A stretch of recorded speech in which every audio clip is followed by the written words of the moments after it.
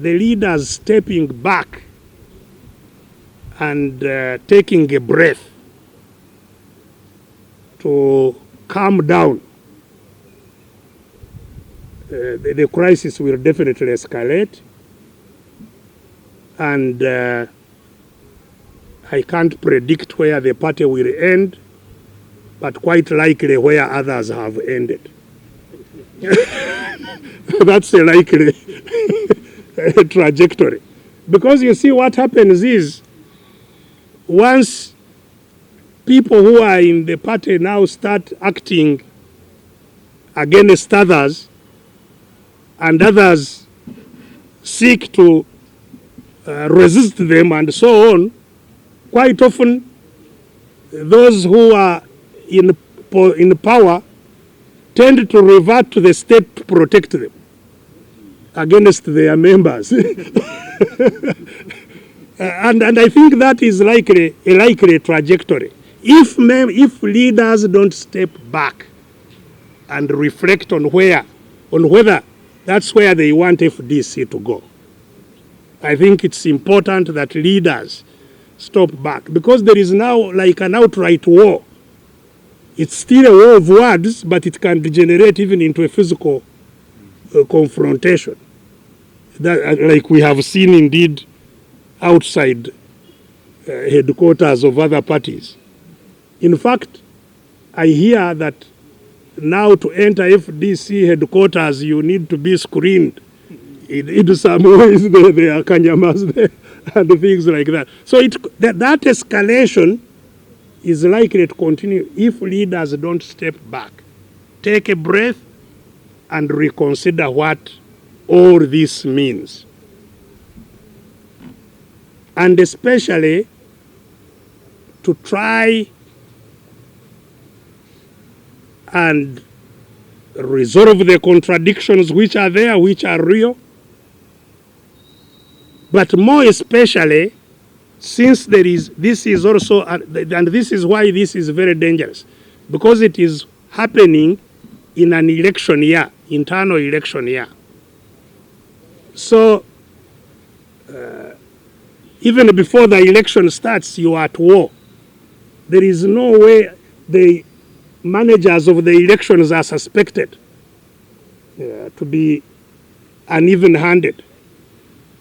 And that spells disaster. So I think it is important that all these grandstanding elections must continue, whatever should be avoided.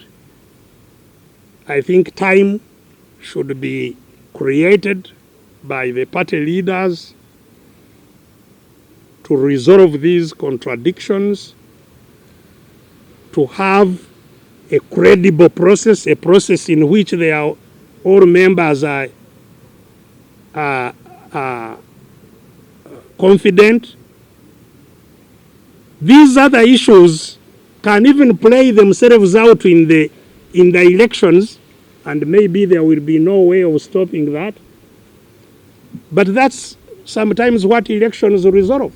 They resolve contradictions, provided the outcome will be respected by all. Because if they are not, then you are heading for a rupture. That is the unfortunate trajectory you may end up with. So I hope that there will be sense prevailing to halt the electoral processes, at least until the next National Council, where the controversies that had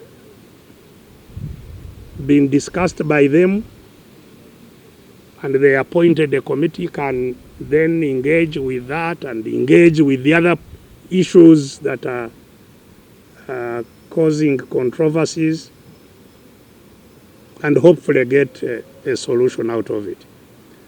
But to wind up, let's interrogate, and for the political parties, I would like to interrogate why Museveni would want to fund his opponents. because one can see it as a contradiction in terms. Why should I give you money when you are going to compete against me? You see, Museveni knows that there is no power in parliament. He doesn't care whether you are in fact, he wants us to be in parliament to legitimize government. Say, but you also win elections. You are also there. You know? Why do you complain when you are defeated? You are also there. So he doesn't he actually wants us to be in parliament, provided we don't seek to remove him, provided we are good opposition. If we are good opposition, he has no problem with us being in parliament. He will give us money so that we are there, so that we are also in the local areas. There is some legitimization it creates, that there is opposition in Uganda, there is,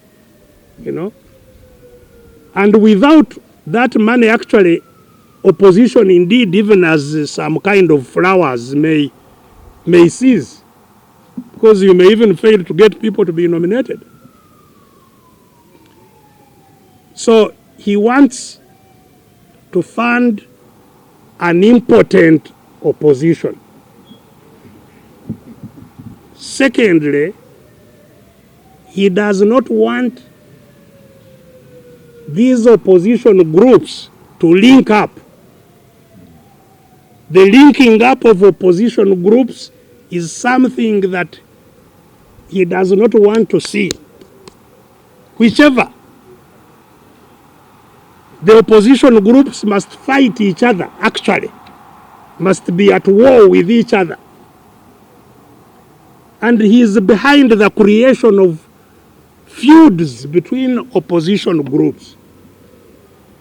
And part of that money is intended to sustain the separation of political parties that are in captivity. They should not link up.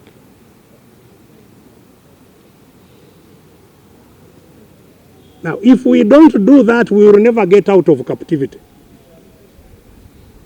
So that's why, for me, even now, yes, I'm affected by what is going on in FDC, because it has been a strong party with a strong mission of liberation. So if it is weakened, certainly we suffer.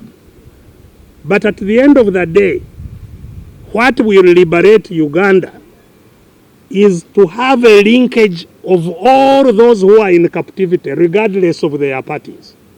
We must get together and not focus on his election, but focus on a resistance struggle to remove him. So he's opposed to both. He is opposed to any resistance struggle outside the elections. He wants just, if you are talking about elections, you are his friend. Why? Because election is the killing ground. The election is a prepared killing ground, which will never remove him. He knows resistance, activism, defiance has removed dictators, many, including here in Africa. So Museveni fears two things: fighting him outside elections, whether with guns or without guns. That's his focus.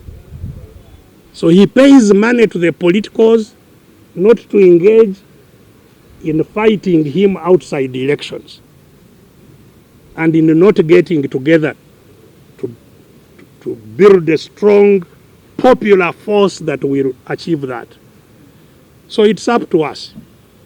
And that's where I end this. Sorry, it has been long, I think longer than I expected. And for that reason, I think I shouldn't get into the Luganda. If you have questions, you can ask questions in Luganda and I can answer you in Luganda. Thank you so much.